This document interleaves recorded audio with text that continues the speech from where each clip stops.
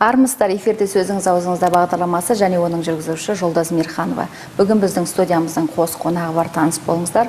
Құдайберген Жұбанов атындағы Ақтөбе өңірлік мемлекеттік университетінің проректоры Нұржан Мақсатбайұлы Бердібаев және осы университеттің жастар ісі жөніндегі комитет төрағасы Нарқозы Қартжан.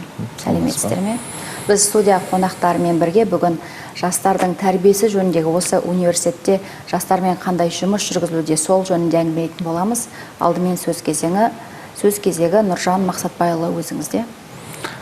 Әрине, біздің Құдайберген Жұбанов атындағы Ақтөбе өңірлік мемлекеттік университетінің 85 жылдық тарихы бар қара шаңырақта тәрбие жұмысы ең алдыңғы қатарда тұрды деп айтуға болады.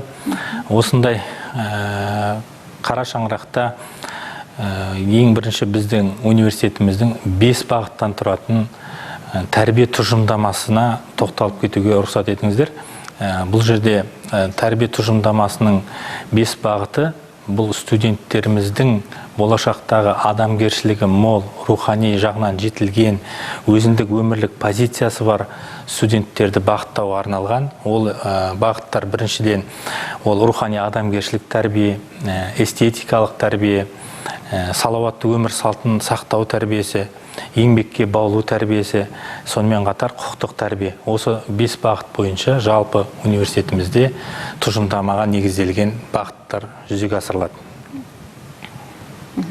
Енді үлкен бір комитеттің төрағасы ретінде Нарқозы өзің ойың себебі?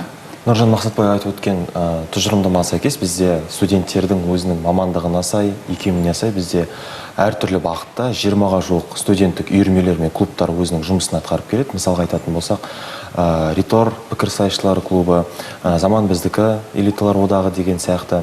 Онан бөлек жаңағы салауатты өмір салтын ұстау бойынша Арсу лига деген біздің клубымыз бар. Бұл клубта бізде студенттер жыл бойына шағын футболдан өздерінің жарыстарын өткізіп тұрады. Онан да бөлек бізде Мидмар бизнесті және маркетингті дамыту клубы. Онан да бөлек бізде студенттердің шығармашылығына байланысты Ақжелен домбырашылар оркестрі бар. Және де тағы сондай сияқты өзінің бағытына байланысты, дағдысына дамытуға байланысты көптеген клубтар өздерінің жұмыстарын атқарып келеді. Нұржан Мақсатбайұлы, енді биыл қандай да бір жаңашылдықтар енгізіле ме? Жоспарларыңыз туралы бөліссеңіз. Жалпы бұл тәрбие жұмысы жетілдіруді өте талап ететін процесс, әрине. Сонымен қатар бізде кейінгі жылдардағы жаңалықтарымыз студенттердің өзін-өзі басқаруына көбірек көңіл бөлу. Бұл жерде Нарғоз айтып отырған 20-ға жуық ұйымдар, клубтардың барлығы ол өзін-өзін басқаруға бағытталған ұйымдар. Сонымен қатар бір мысал ретінде студенттік парламентімізді айтатын болсақ, бұл студенттік парламентте студенттер өзінің студенттерде қандай қордаланған мәселелер бар, сол мәселелердің барлығын өз арасында шешіп, оның шешімін басшылыққа жеткізіп, ғылыми кеңеске ұсына алады. Сонымен қатар ғылыми кеңесте біздің студенттеріміз мүше ретінде отыр. Яғни бұл жерде сол студенттердің өзіндік басқаруына басым көңіл бөлініп отыр. Сонымен қатар жаңашылдықтардың бірі студенттердің тәртіптік кеңестері. Студенттің тәртіптік кеңестерінде де олар қандай да бір құқық бұзушылықтар анықталатын болса, студенттердің белсенділері өздері анықтап, соларға қандай жаза тағайындау керек, өздерінің бекітілген ережесі бар. Сол ереже бойынша хаттамалары толтырылып, өзін-өзі тәрбиелеуге бағытталған қызметтер. Бұл жерде бір айтып кететін нәрсе, университеттегі тәрбие процесі мен мектептегі тәрбие процесінде өзіндік ерекшеліктер бар. Бұл университетте тәрбиелемей, тәрбиелі тұлға жасауға жағдай жасалыну керек деп ойлаймын. Жаңа өзіңіз айтып қалдыңыз құқықтар жөнінде.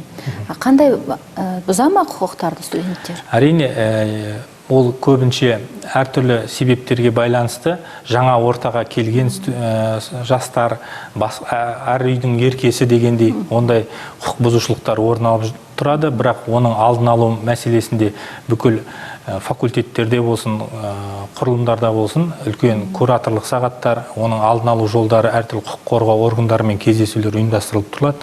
Оның қандай зардаптары бар екені, оның қалай ертең алдыңнан маман ретінде кездескенде қандай қиыншылықтар кездесетіндігін, оның жасауға болмайтындығын түсіндіретін әртүрлі кездесулер, шаралар өткізіліп тұрады. Ал жаза жағы қалай болады? Қандай жаза қолданасыздар? Ол жерде бірінші жазаның әрине ол ескерту, қатаң сөгіс жариялау дегенде және оқудан шығару мәселесі. Біз бұл жерде ол істеген құқық бұзушылығының қандай бағытта, оның қаншалықты ауыр құқық бұзушылық жасады дегендей соған қарай жаза тағайындаймыз. Түсінікті. Сөзіңіз аузыңызда енді жастарға университет тарапынан әлеуметтік қолдаулар көрсетіле ме? Әрине, біріншіден университет білім беретін орта, дегенмен де әртүрлі әлеуметтік топтар оқиды. Ол жерде ата-анасының қамқорлығынсыз қалған студенттер, мүгедек студенттер, тағысын тағы дегендей. Олардың барлығына университетіміздің жеңілдіктер туралы ережесі қабылданған, сол ережеге сәйкес 100%, 50% жеңілдіктер берілген. Бұл тек қана әлеуметтік топтарды ғана қолдау емес, негізінен белсенді сабақта жетістіктері бар республикалық, халықаралық олимпиадалардың жеңімпаздарына да осындай әлеуметтік қолдаулар көрсетіледі. Ал енді биыл бір арнайы гранттар бөлдіңіздер ме? Санын көбейту болсын. Әрине, мемлекеттік грант, бірінші кезекте мемлекеттік грант, ол мемлекеттен бөлінетін грант. Одан тыс университетіміздің өзінің Жұбанов атындағы грант бар. Жұбанов керуені жобасы аясында бүкіл аудандарға аралап, бүкіл мектеп түлектерінің ішіндегі осындай жетістікке жеткен студенттерге өзіміздің 85 жылдығымызға 85 грантымызды берген болатынбыз. Олар болашақ біздің түлектер, біздің студенттеріміз ертең студентімізге айналады деп сенім білдіреміз. Енді әлем жайлаған пандемия біздің елімізге де келді. Соған байланысты енді осы оқу жүйесінде қашықтықтан оқыту саласы енгізіліп жатыр. Сіздің университетте осылай. Енді осы қашықтықта оқу басында сіздерде проблема туындады ма? Дайын болмау деген сияқты. Жоқ, біздің университетіміз бұл қашықтан оқыту процесі бұрыннан жолға қойылған. Мектептердегі кездескендей қиыншылықтар біздің жоғары оқу орындарында, жалпы республикамызда жоғары оқу орындарында ондай қатты қиыншылықтар кездескен жоқ. Себебі оған дайын платформаларымыз болды. Енді өзімізге келіп тоқтайтын болсақ, біздің Темірқазық студенттерге қызмет көрсету орталығының өзінің қызметі осы кезде жоғарылады. Сұраныс көбейді. Сонымен қатар смарт арсу мобильді қосымшамыз өткен жылы іске қосылған болатын. Сол смарт арсу мобильді қосымшасы арқылы қандай да бір сұрақтары туындаған, мәселесі туындаған студенттеріміз Темірқазыққа өзінің өтініштерін жолдайды. Темірқазық өз кезегінде жауапты тұлғаларға олардың өтініштерін жеткізіп, кері байланысты орнатып отырды. Әрбір мәселе дер кезінде өзінің шешімін тауып отырды. Бұл төтенше жағдай енген кезде ең бірінші университет өзінің студенттерін қашықтан оқыту үшін еліне қайтарды. Шетелде академиялық ұтқырлықпен оқып жүрген студенттерімізді елімізге әкелу мәселесін алға жедел шешті. Сонымен қатар университетіміздің өзінде тігін цехтары бар. Сол жерде маскаларымыз тігілді университетіміздің. Сонымен қатар оқытушыларымызда кейбірлерінде мысалы үшін ноутбукке, компьютерге деген сұраныстар бар, солардың барлығын қамтамасыз етті. Ал химтехнологтарымыз болса, қызметкерлеріміз үшін антисептиктер дайындап, соны қолдануға беріп отырды. Нархоз, енді студент ретінде өзің осы қосымшаларды пайдаланып жатсың ба? Қазір сынақ кезі бір қандай да бір қиыншылықтар туындап жатқан жоқ па? Әрине, студенттер бұл қосымшаны барынша бүкіл мүмкіндігін ашып қолданды. Бұның барысында ешқандай бізде мәселе туындаған жоқ. Онан бөлек бізде осы індет басталғалы бері ең алғашқы болып осы жастар ішінде комитет мүшелері, онан бөлек студенттік парламент және де студенттік клубтың мүшелерімен үлкен штаб құрылған болатын. Сол штабтың негізгі жұмысы бұл осы індет кезінде пайда болған мәселелерді анықтап, дер кезінде шешімін табу болды. Және де осының арқасында бізде көптеген мәселелер дер кезінде өзінің шешімін тауып отты. Онан бөлек біздің көптеген жаңа айтып отырсыз ғой, оқу жүйесі қашықтан форматқа өтті. Онан да бөлек біздің тәрбие жұмысы да осы қашықтан форматқа өткен болатын, сандық формат деп жатырмыз. Бұл орайда біздің IT волонтерлар клубы физика-математика факультетіне ашылған өзінің үлкен жұмысын атқарды.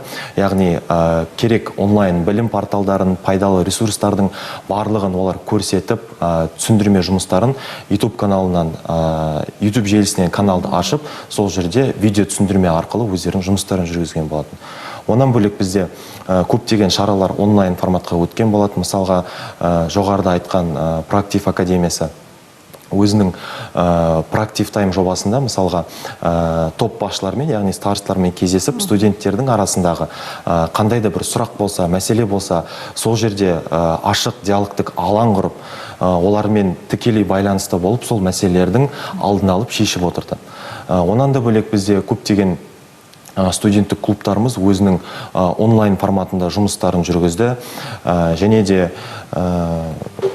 жаңа айтып өткен Проактив академиясы жанындағы волонтерлар мектебі бар. Сол волонтерлар мектебі жанында біздер батыс өңірінде алғашқы болып онлайн волонтерлар мектебін өткізген болатынбыз. Яғни Zoom стримингтік платформасы арқылы өзінің осы облыстағы волонтерлық қозғалыстағы белгілі бір дәрежеге жеткен жетекшілері, аға буындары, осы біздің волонтер болғым келеді деген жастарға, жас оқушыларға өздерінің тәжірибелерімен алмасып, сондай үлкен бір шара өткен болатын. Онан да бөлек жастар саясатымен мәселелер басқармасымен бірге отырып, волонтерлікке жол хакатонын өткізген болатынбыз. Бұл жолда бүкіл облыстың аудандарынан біздің жас достарымыз, оқушылар, жас мамандар осы хакатонға қатысып, волонтердағы әлеуметтік мәселелерді шешу бойынша бұл шешімдерді олар жоба арқылы жүзеге асырып, сол хакатонның нәтижесі ретінде қазіргі таңда аталған осы ұлттық волонтерлық бағдарламаларға шағын грант жариялаған болатын, және де сол шағын гранттарға олар сол жобаларды ұсынды. Және де онан да бөлек біздің осы волонтерлық топтар өзінің жеке волонтер болсын, топтық болып болсын, осы шағын гранттарға 4 жоба ұсынған болатынбыз. Жақсы түсінікті. Нұржан Мақсатбайұлы, соңғы сұрақ сізге. Осы жоғары оқу орындарында корпоративтік мәдениетті қалыптастыру бойынша айтып берсеңіз. Корпоративтік мәдениетті жалпы бұл ұжымның бір ауыздан бағытталған мәдениет деп түсіну керек деп ойлаймын. Біздің университетімізде бұл корпоративтік мәдениетті кеше ғана Тоқаев, ел президентіміз Тоқаевтың қоғамдық келісім кеңесінде атаған адами капиталға назар аудартқым келеді. Президентімізде сол жерде жоғарғы оқу орындарындағы лигаға бөлу ұсыныстарын қолдайтындығын білдірген болатын. Әрине бұл корпоративтік мәдениеті қалыптасқан жоғарғы оқу орындары жоғарғы лигаға енеді деп ойлаймын. Бұл корпоративтік мәдениетіміз бізде қазіргі таңда бұл сапа болу керек. Ол сапаның өзі бірінші сапасы ол білім берудің сапасы, екінші одан шыққан маманның, түлектің сапасы, үшінші профессор, оқытушы құрамның сапасы болу керек деп ойлаймын. Біздің корпоративтік мәдениетіміз осы. Яғни білім беруде ол барлық адалдық қағидаларын ұстап, барлығын жасайтын болса, ол білікті маман болып шығады. Білікті маман әрине ондай қоғамда сұранысқа ие, ол жұмысқа орналасады. Оларға кім білім береді? Біздің жағы үшінші сапамыз, ол профессор, оқытушылық құрам. Оларды ұстау үшін қазіргі таңда, мысалы үшін университетімізде мықты мамандарды университетке шақыру үшін әртүрлі жобалар жүзеге асырылуда, жас ғалымдарды жұбанып шақырады деген сияқты. Сол қазіргі таңда университет басшылығы өзінің жұмысқа қабылдауда мамандарды жас мамандарға үлкен қолдау көрсетуде. Сол жас мамандарымыздың бірі осы Нарғозы қасымызда отыр. Біздің университетіміздің түлегі, қазіргі жастар ісі жөніндегі комитеттің төрағасы. Рахмет, мықты маман даярлай беріңіздер. Құрметті көрермендер, бізде студияда қонақта болған Құдайберген Жұбанов атындағы Ақтөбе өңірлік мемлекеттік университетінің проректоры Нұржан Мақсатбайұлы Бердібаев пен осы университеттің жастар ісі жөніндегі комитет төрағасы Нарғозы Қартжан болды. Сұхбатты жүргізген Жолдас Мирханова. Назарларыңызға рахмет. Бағдарламаның бас серіктесі КТП жауапкершілігі шектеулі серіктестігі.